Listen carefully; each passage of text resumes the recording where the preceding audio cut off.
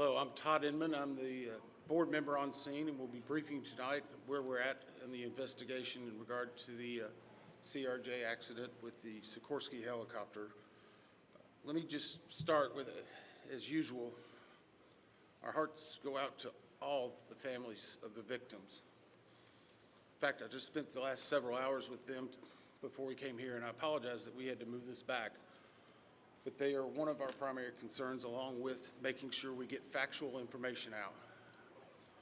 They are having it's a hard time for them, obviously. And we want to do everything we can to make sure they get the most accurate information and factual.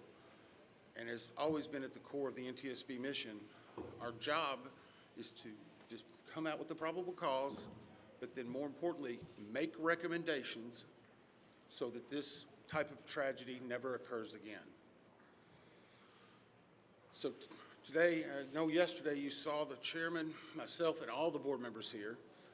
I just want to let you know they are still actively involved with this. We're just trying to make sure we're dividing and conquering. The chairman and I have had multiple conversations today. She's helped out a lot in making sure we're getting the investigative needs we have. And she's at the command post right now working with some of our people. I'd like to start by just thanking the first responders. When this first happened, a unified command was set up, and we had a lot of important people that came and worked with us. In Virginia, the Fairfax County Fire and Rescue, Fairfax County Fire and Rescue Department, Arlington County Fire and Rescue, Arlington County Emergency Management, Arlington Police, Alexandria City Fire, Alexandria Police, Virginia State Police, the NCR Incident Management Team, the Virginia Department of Emergency Management, the Virginia Department of Transportation, the Virginia Senator Warner's office, MWA's Fire and Rescue Team, MWA Police. A special shout out to every one of them. MWA has been amazing in helping and working with us, and we're truly appreciative. Along with DC Fire and Rescue, just extraordinary taking the lead.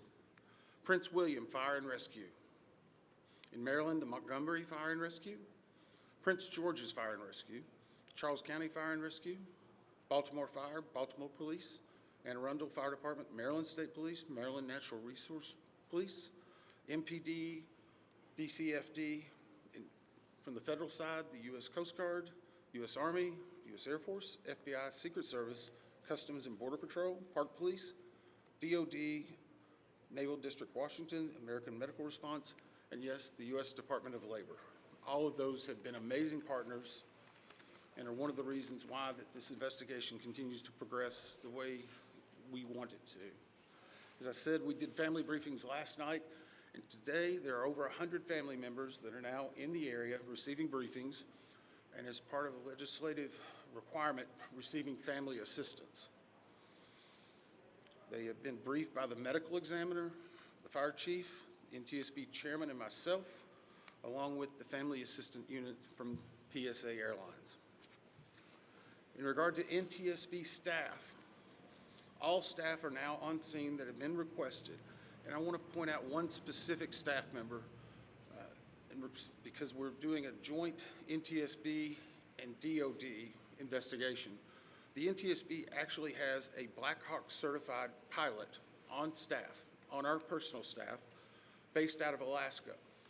Once we realized the dynamics and the intricacies of the Black Hawk, we have brought that member in. They are on scene now, providing direct technical assistance to the NTSB. Now, it does not mean that the DOD is not working and helping with us, but in order to maintain our independence, we have our own Black Hawk certified pilot in the working group for helicopters. Regarding salvage at this point, the Navy Supervisor of Salvage is conducting salvage operations at the current time. Barges are en route from Virginia Beach, and we anticipate them to be on scene early tomorrow morning. After their arrival, they will be secured and located, and then significant salvage operations will continue. They are ongoing right now, but this will be the main lifting. It's being done in conjunction with the DC Medical Examiner's Office in order to make sure simultaneously that any additional victims are recovered and immediately turned over to them for identification and returned to their families. SupSal, which is the supervisor of salvage, is also conducting a debris mapping right now. This will help in our post-accident analysis of how the machine actually reacted to the incident. It'll also help us with understanding some of the airworthiness and crashworthiness and human factors. We have right now 2 distinct debris fields. One that houses the Sikorsky, which is in comparison to the CRJ, a little bit smaller. The CRJ is in another distinct area, and we consider a little bit larger. The good news is, based upon the initial mapping, while there are some small aspects of that debris field, there are large chunks that will be easily recoverable, and it will aid in the investigation when we bring it into the secured facility that will be located here on MWA. That will help us in the close proximity to be able to review and evaluate. Yesterday, we outlined for you a number of groups that have been stood up. A few of them in particular I want to call out, although every one of them have been working very hard. For your edification, the ATC group, Air Traffic Control, has been conducting interviews today. They're ongoing tonight. They will be ongoing for probably the next few days. We've had full cooperation in getting the witnesses that we need to gain those interviews. We will then take that information and match it with other data that we're receiving, and if necessary, conduct follow-up interviews at a later time. Our operations group now has on site an exemplar airplane similar to the CRJ 700. It's on a hard stand here at MWA. They will use that to evaluate cockpit configuration, seating, things like that.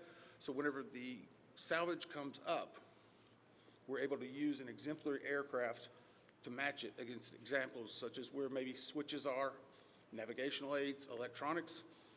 It is almost the exact same configuration as the incident aircraft. I want to clarify one thing. There's been a lot of questions and discussion regarding manifest. Let me make this very clear. The NTSB will not and has not released a manifest. We have not in our history, not in our past. We will not be in this accident. In fact, there's specific congressional language that whenever it is in our possession, it is not available through the Freedom of Information Act. It will not be included in our report. We will not be putting any names of any of the victims. Any release of that information will come from other individuals or groups. Regarding the recorders, as many of you saw last night, we recovered from the CRJ 2 separate recorders. One was a FDFR, that is a flight data recorder, FD. That was actually in what we consider good condition. As part of that process, it was soaked in alcohol overnight. It was then opened today, and we have a high level of confidence that we will be able to get a full download in the very near future. Now, once we do have that download, we will not be releasing immediately the information regarding it. We will have to go through, correct the data sets, make sure they're synchronized. This has approximately up to possibly 2,000 data points. Is that right, Bryce? So all of that has to be synchronized and looked at. It's a very laborious practice. It takes a lot of time. Regarding the CRJ's cockpit voice recorder, once it was recovered and opened, we found that it had water intrusion. That is not uncommon. It is not an unusual event for us to receive a recorder with water intrusion. We deal with that all the time. Our recorders division is one of the best in the country, in the world actually, and we have recorders sent everywhere, so there's a step. The CVR was soaked overnight in ionized water. at which point the team put the CVR into a vacuum oven in order to extract moisture. They are still checking electrical connections to determine if they're ready to try a download. It is one step of many steps that we will take in order to get that data, but we have a very high level of confidence that we will have it. We just have to work through a number of steps.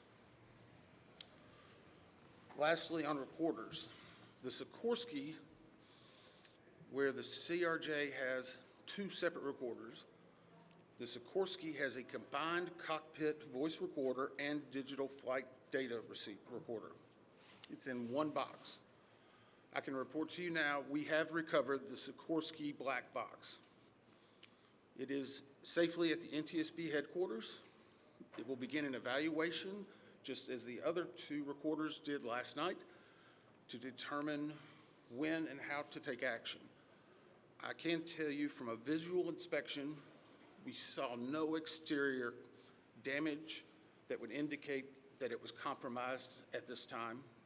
So we have a high level of confidence that we will be able to have a full extraction from that as well. Those are some of the significant updates we have right now.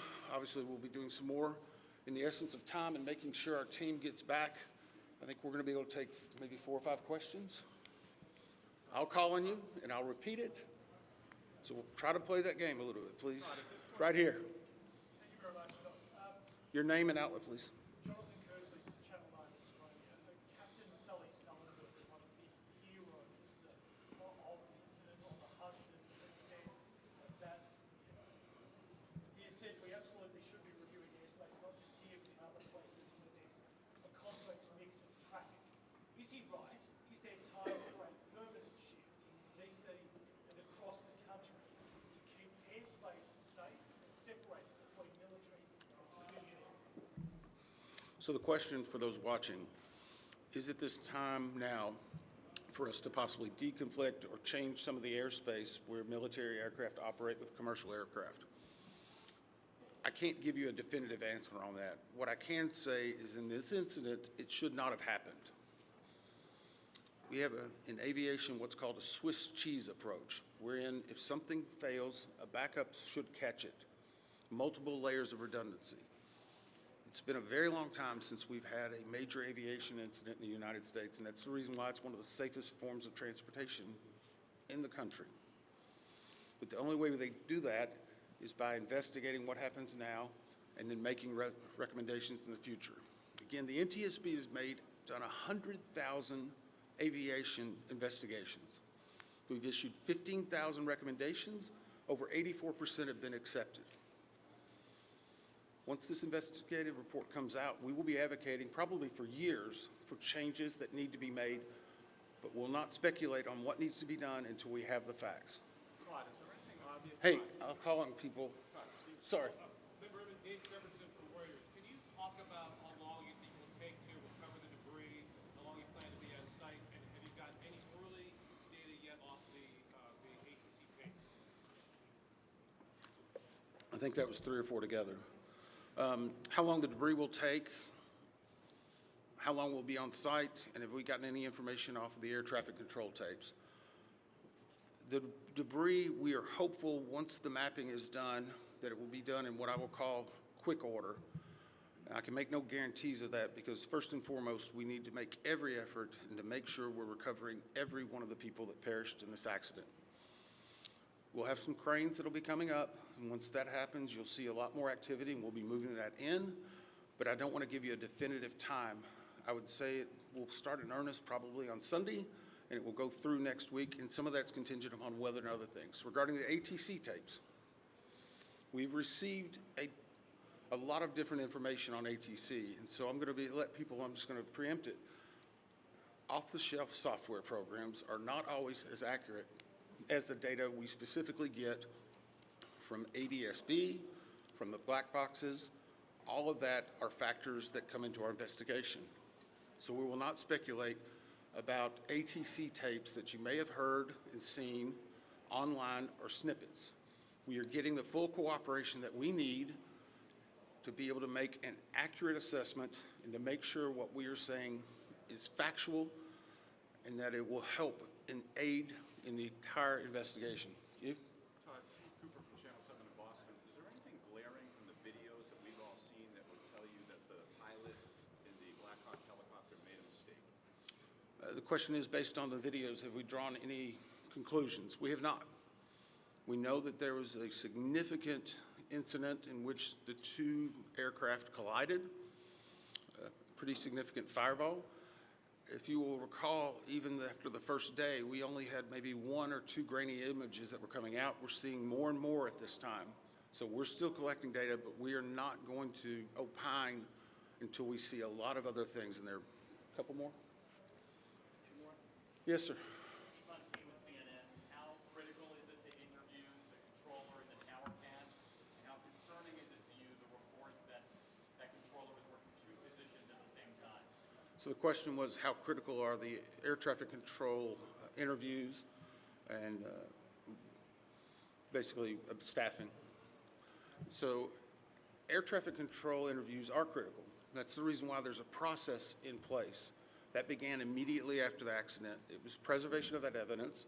It was immediately taking down notes, getting logs, all that information. We will go back and look at any air traffic controller that was involved in this. We'll go back and look at their past probably 72 hours, even 2 or 3 weeks. We'll look at their training, their hiring, everything, what they probably ate that day. But it is not one point that tells us everything. It's layered into a lot of other information that's very critical. Regarding staffing, the FAA has had a very robust plan in looking at staffing. Obviously, we'll be looking at not only staffing that day, but progressively staffing. How many people, what job functions they were doing. Were they being combined? Were they not? What was the weather outside? What was the number of landings? I recall back during COVID, 1 runway was being used. Runway 1, that was the only one. 33, as traffic came back, started being opened up. So we would look at changes in traffic patterns, construction at the airport, all of that. It all paints a very big picture. Who are you? Sorry. Sorry, Leah with APD. Have investigators interviewed air traffic controllers at this point? The question is, have we interviewed air traffic controllers? Yes. I think I started with, Were they working at the time? sorry. They were working at the time? I'm sorry, the clarification, was it an air traffic controller that was working at the time of the accident? Yes. Yes. Now, I'm not going to speculate. Sorry. Nope, sorry. I'm not going to speculate. The next question is, was there 1, 2, 3?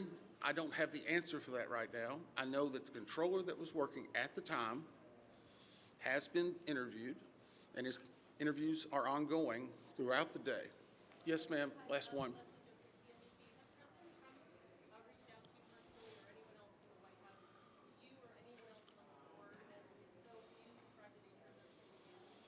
The question is anyone from the White House reached out to me or other board members? I won't speak for other board members. I know that the chair did a briefing yesterday. It was publicly discussed and gave some information. I have not received any contact. I'm going to go back to something we talked about earlier. The NTSB is an independent bipartisan board. 58 years as the gold standard. Our job is to find the facts. But more importantly, our job is to make sure this tragedy doesn't happen again, regardless of what anyone may be saying. Our investigators never want to see this happen again, and I never want to have to go back and brief another set of family like that. Thank you. Thank you very much.